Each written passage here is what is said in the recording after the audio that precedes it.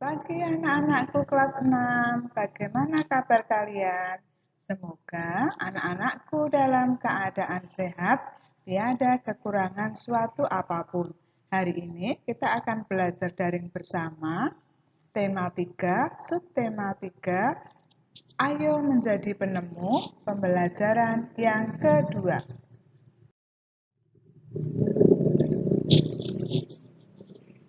Agar pembelajaran daring kita pada pagi hari ini dapat berjalan dengan lancar, marilah kita berdoa dulu sebelum belajar. Dalam nama Bapa, Putra, dan Roh Kudus. Amin. Allah Bapa yang Maha Baik, kami bersyukur karena pada hari ini boleh menerima rahmat kesehatan sehingga bisa memulai dan mengikuti pelajaran yang akan kami terima secara online atau daring. Berkatilah supaya kami dapat dimampukan untuk mengerti, memahami apa yang diajarkan pada hari ini untuk masa depan kami. Semua permohonan ini kami haturkan dengan nama Tuhan kami, Yesus Kristus. Amin. Dalam nama Bapa dan Putra dan Roh Kudus. Amin. Anak-anakku yang terkasih, tujuan pembelajaran kita pada hari ini adalah yang pertama, siswa mampu menyebutkan contoh tindakan yang menunjukkan tanggung jawab atas hak dan kewajiban dalam kehidupan sehari-hari dengan benar. Yang kedua, siswa mampu memberikan pendapat atas pelaksanaan tanggung jawab terhadap hak dan kewajiban dengan terperinci. Yang ketiga, siswa mampu mengidentifikasi interval nada lagu Mariam Tomong dengan benar. Yang keempat, siswa mampu memainkan lagu Mariam Tomong sesuai dengan interval nada dengan tepat. Anak-anakku yang terkasih, hari ini kita akan belajar PPKN tentang hak dan kewajiban dan SBDP. Tentunya kalian pernah mendengarkan siaran radio. Ayo kita cari tahu bagaimana radio ditemukan dengan membaca kisah di bawah ini. Guglielmo Marconi sang penemu radio. Lahir di Bologna, Italia pada 25 April 1874. Sejak kecil ia menunjukkan minat pada bidang fisika dan elektro. Pada tahun 1895, ia memulai penelitiannya sampai menemukan telegraf tanpa kabel. Ini merupakan cikal bakal radio. Pada tahun 1897, Marconi mempresentasikan hasil temuannya. Alat komunikasi dengan menggunakan sinyal tanpa kabel yang mampu menjangkau jarak 19,3 km. Itulah radio yang hingga saat ini dirasakan manfaatnya oleh kita. Tahun 1901, Marconi berhasil membuktikan bahwa gelombang tanpa kabel temuannya tidak akan terganggu oleh lekukan bumi. Ia menyebarkan sinyal radio pertama sejauh 3.380 km sampai menyeberangi Samudra Atlantik. Penelitian Marconi terus berkembang. Selain pemancar radio, ia menemukan perangkat komunikasi lain yang menggunakan gelombang tanpa kabel, yaitu telegram, radio, dan teknologi radar. Atas jasa yang sangat bermanfaat bagi perkembangan ilmu pengetahuan, Marconi menerima banyak penghargaan. Penghargaannya antara lain Nobel di bidang fisika dan gelar kehormatan dari Kaisar Rusia. Menurut anak-anak, apakah dampak penemuan Guglielmo Marconi bagi warga dunia? Manusia dapat berkomunikasi menggunakan radio, mengirim pesan menggunakan telegram, dan mendeteksi posisi pesawat menggunakan teknologi radar. Ketiga hal tersebut dapat dilakukan dari jarak jauh. Apa yang terjadi jika Guglielmo Marconi tidak menemukan radio? Maka manusia tidak akan bisa berkomunikasi jarak jauh, menyebarkan informasi, dan mendengarkan lagu lewat radio. Mari kita berdiskusi bersama.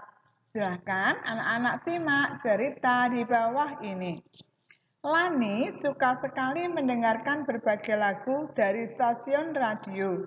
Ketika Lani mendengarkan radio di kamarnya, volume suara radio itu keras hingga adiknya yang sedang belajar merasa terganggu. Menurut anak-anak, apakah Lani sudah menggunakan hak dan kewajibannya secara seimbang? Jelaskan alasanmu.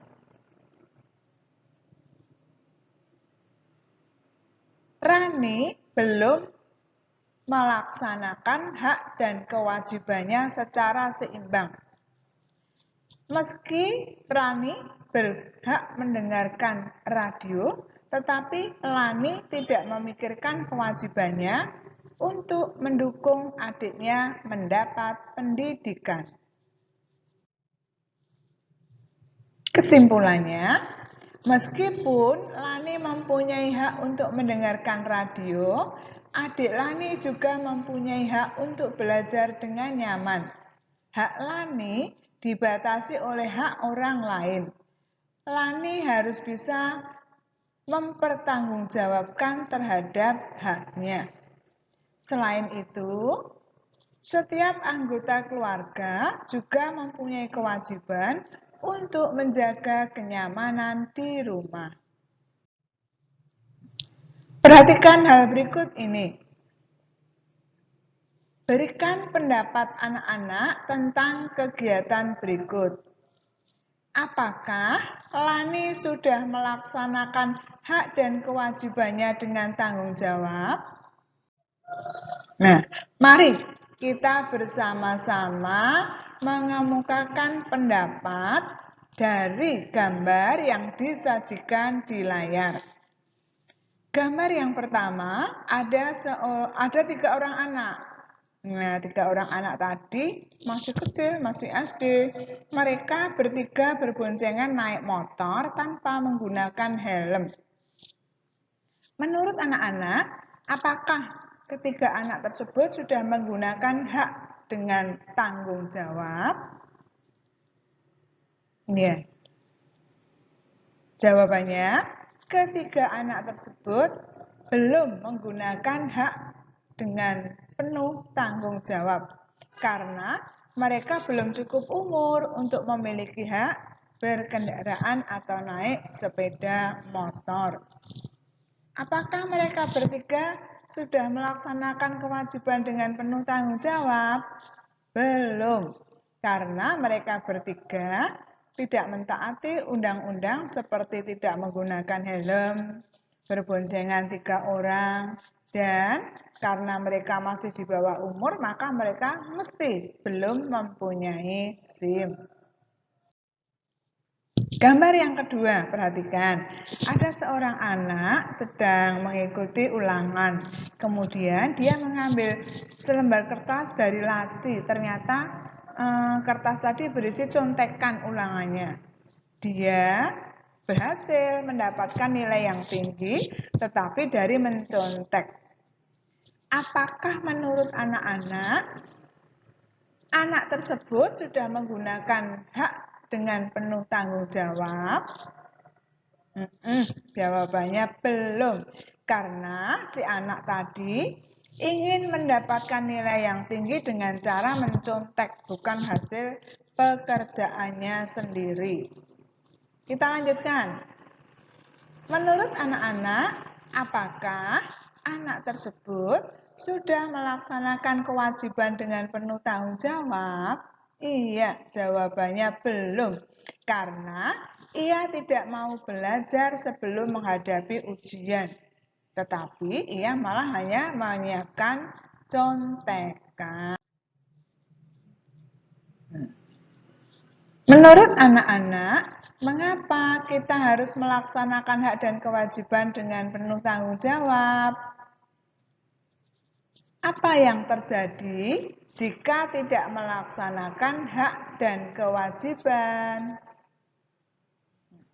Karena hak yang kita miliki terdapat hak orang lain yang wajib dihargai, maka kita harus melaksanakan hak dan kewajiban dengan penuh tanggung jawab. Sehingga hak dan kewajiban yang kita lakukan tidak hanya berdampak bagi diri kita sendiri, tetapi juga orang lain. Maka kedua hal tersebut harus seimbang. Apa yang terjadi jika tidak melaksanakan hak dan kewajiban? Hal itu akan merugikan diri sendiri dan orang lain. Nah, anak-anakku yang terkasih, marilah kita kembali melihat lirik lagu Maryam Tomong. Pada pembelajaran yang lalu, anak-anak sudah mengenal lagu Maryam Tomong yang berasal dari Tapanuli. Nah, silahkan anak-anak memainkan lagu ini menggunakan alat musik pianika. Mainkan lagu tersebut sesuai dengan interval nadanya. Nah, ini dia lagu daerah Maryam Tomong yang berasal dari Tapanuli. Nah, setelah anak-anak bisa menyanyikan lagu dengan baik dan benar, silakan anak-anak mencoba menggunakan alat musik pianika, memainkan pianika, dan menyanyikan lagu Maryam Tomong. Anak-anakku yang terkasih, pembelajaran hari ini cukup sampai di sini dulu. Semoga pembelajaran tadi bisa dimengerti oleh anak-anak. Bila ada sesuatu yang ingin ditanyakan, silakan bertanya melalui WA Group. Marilah kita berefleksi apa yang sudah kita alami selama pembelajaran tadi. Apa yang telah kamu pelajari hari ini? Apakah penemuan radio membawa manfaat bagi kamu? Sikap apa yang dapat kamu contoh dari Guglielmo Marconi? Anak-anakku yang terkasih, sebelum kita mengakhiri pembelajaran pada pagi hari ini, marilah kita berdoa sebagai rasa ucapan syukur karena pelajaran kita secara daring pada pagi hari ini dapat berjalan dengan lancar. Dalam nama Bapa, Putra, dan Roh Kudus. Amin. Allah Bapa yang baik, puji syukur kami haturkan karena telah membimbing dan menerangi kami dengan Roh Kudus-Mu selama kami belajar. Semoga pelajaran yang telah kami terima sungguh-sungguh kami pahami dan dapat menambah ilmu pengetahuan bagi kami. Seluruh doa ini kami haturkan kepadamu, Engkaulah Tuhan pengantara kami. Amin. Dalam nama Bapa, Putra, dan Roh Kudus. Amin. Terima kasih untuk anak-anakku semua yang sudah mengikuti pembelajaran daring pada pagi hari ini. Akhirnya, Bu Ida ucapkan selamat belajar. Selamat mengerjakan tugas-tugas yang di-share melalui WA Group Berkah Dalam. Sampai jumpa esok hari pada pembelajaran berikutnya.